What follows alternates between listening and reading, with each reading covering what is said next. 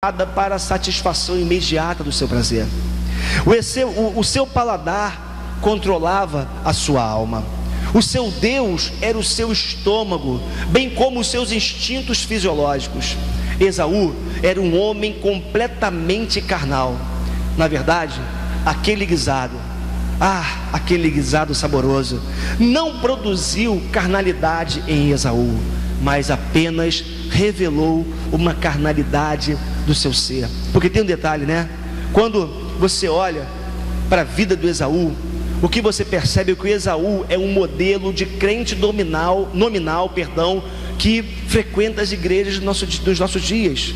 O que é um crente nominal? Senão uma pessoa que aperta um botão religioso no domingo, como eu tenho falado aqui excessivamente, maciçamente, aperta o botão da religiosidade no domingo, vem para a igreja, dá a paz do Senhor, imposta a voz, faz uma oração bonita, mas quando chega na saída da igreja, ou no máximo quando chega na sua casa no domingo à noite, ele aperta de novo esse botão para viver uma espécie de secularismo, uma vida sem Deus até o próximo domingo. Esaú, foi um homem que viveu esse modelo de espiritualidade muito mais marcada por um ateísmo prático, porque Esaú foi alguém que desprezou Deus e aquilo que ele podia fazer pela sua vida. É interessante porque o verso 34 nos diz que Esaú, ele despreza o seu direito de primogenitura. E meus irmãos, quando eu vou lá para a carta aos Hebreus, uma coisa que me chama a atenção é, ao olhar essa carta no capítulo 12, dos versos 16 e 17, onde o autor fala assim: não haja nenhum imoral ou profano como Esaú, que por uma única refeição vendeu os seus direitos de herança como filho mais velho. Como vocês sabem, posteriormente, quando quis herdar a bênção, foi rejeitado e não teve como alterar a sua decisão, embora buscasse a bênção com lágrimas. Sabe o que o autor da carta aos Hebreus está dizendo? Que o Esaú, ele foi um imoral ou profano. Todo aquele que rejeita ou despreza Deus, as coisas de Deus, a vontade de Deus para a sua vida, pode ser considerado uma pessoa imoral ou profana. É interessante, né? Porque por imoralidade nós sempre associamos essa imoralidade a questões sexuais.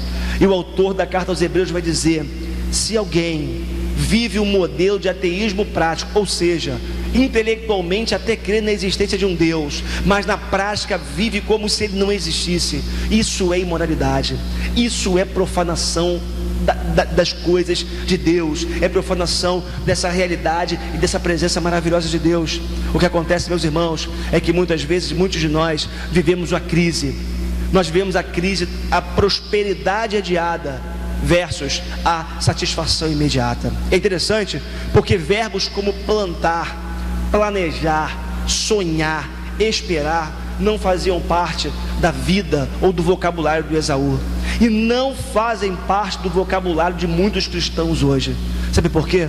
Muitos de nós estamos atrás da bênção imediata, aquilo que Deus pode fazer pela nossa vida hoje, agora. Por que vocês acham que nesse momento tantas e tantas pessoas passam pela porta da igreja e sequer se interessam em entrar, ouvir, saber o que está acontecendo aqui dentro? Sabe por quê? Está com um copo de cerveja, com um copo de vinho, numa roda de amigos, fazendo coisas até, tantas outras que são lícitas, são muito mais prazerosas, ou pelo menos trazem um prazer muito mais imediato do que vir plantar na casa de Deus, na presença de Deus, uma semente para vir colher no amanhã. Porque tem um detalhe: quando você fala da presença de Deus, da palavra de Deus, da vida espiritual, da vida religiosa, a proposta não é de satisfação imediata. Muitas vezes a proposta de Jesus é: siga-me, venha atrás de mim, seja um discípulo, ande na minha presença, que você vai descobrir os benefícios, as bênçãos, o prazer da caminhada. A caminhada pressupõe satisfação adiada, prazer lá na frente, plantar para colher depois. E muitas pessoas não conseguem entender isso, porque vivem no mundo do imediatismo, vivem na cultura do já, do imediato, do agora, e não têm a capacidade de plantar, esperar para colher aquilo que Deus tem reservado para as suas vidas. Meus irmãos, nós precisamos entender que o Esaú, ele era um homem intenso, um homem exagerado, um homem radical, um homem imediatista. O problema é que muitas vezes, muitas pessoas vivem uma espiritualidade, ou tentam viver uma espiritualidade nos mesmos moldes. Agora, sabe como que esse prazer se manifesta? Sabe como que se dá a manifestação desse ateísmo prático muitas vezes na nossa vida? Primeiro, quando nós desprezamos a palavra de Deus.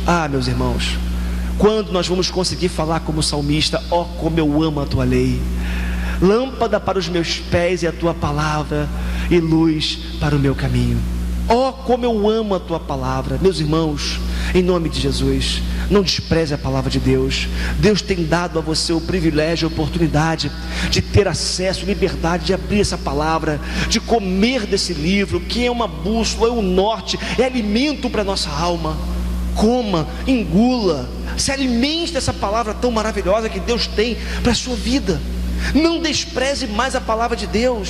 O mais, esse ateísmo religioso também, ou prático, também se manifesta pelo desprezo da vontade de Deus. Meus irmãos, quantos de nós tomamos decisões tão importantes na nossa vida? Quantos de nós seguimos alguns caminhos, alguns rumos, e não temos a capacidade de parar e perguntar: Deus, essa é a tua vontade para a minha vida? É isso que o Senhor tem para mim? Nós casamos sem perguntar se é a vontade de Deus. Nós escolhemos uma profissão sem saber se essa é a vontade de Deus. Nós trilhamos caminhos, viajamos, mudamos o nosso rumo tantas vezes, sem perguntarmos a Deus com a sua vontade. Isso é loucura, isso é suicídio espiritual, e muitas vezes suicídio emocional. Meus irmãos, em nome de Jesus, vamos buscar a vontade de Deus para a nossa vida.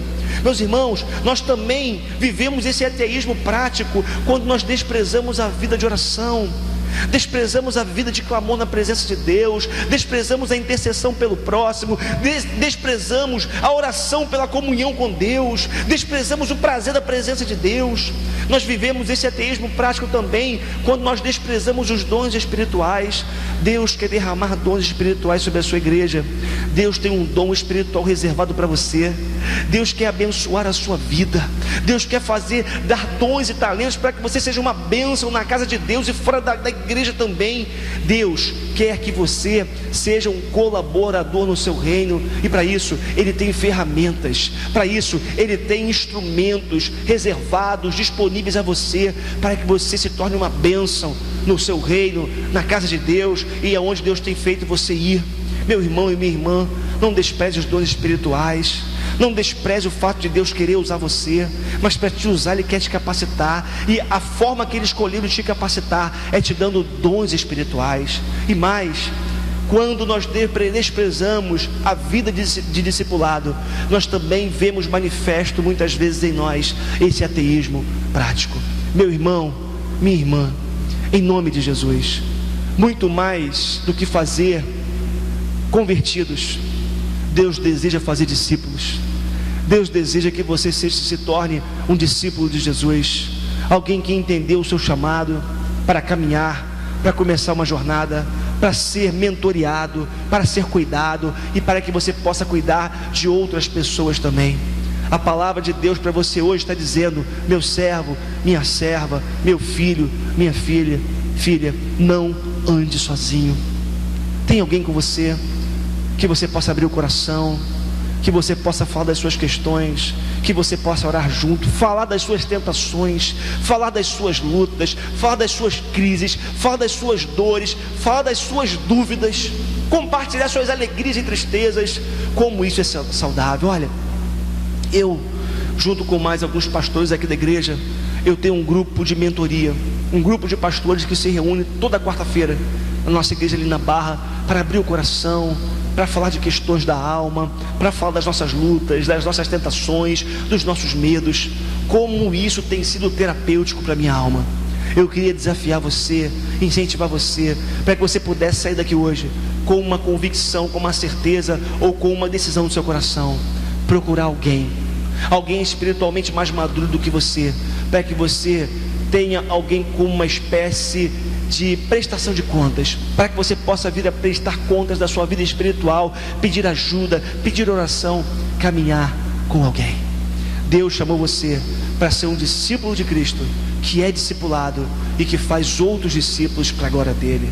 Essa é a vontade de Jesus. A grande comissão em Mateus 28 disse: vão por todo mundo e façam discípulos em meu nome. Essa é a vontade de Deus para a sua igreja, essa é a vontade de Deus para a sua vida. Meu irmão, em nome de Jesus, vimos aqui 3 modelos religiosos, ou 3 modelos espirituais. Vimos aqui um modelo que se manifesta através do consumismo religioso.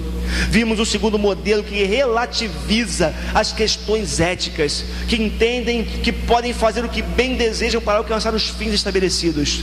E vimos um terceiro modelo, caracterizado por esse ateísmo prático, que entende ou que vive uma vida totalmente para o seu eu, para o seu ego, para as suas entranhas, para a satisfação imediata do seu prazer, e não entendem que o chamado de Deus, sobretudo, é para que nós plantemos, para que nós investamos na nossa vida espiritual, para que possamos ao longo da jornada colher os frutos que Deus tem reservados para a nossa vida.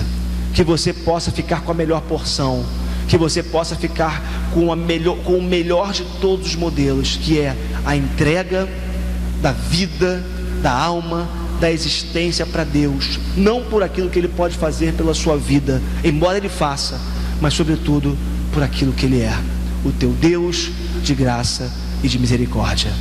Deus te abençoe, em nome de Jesus, amém.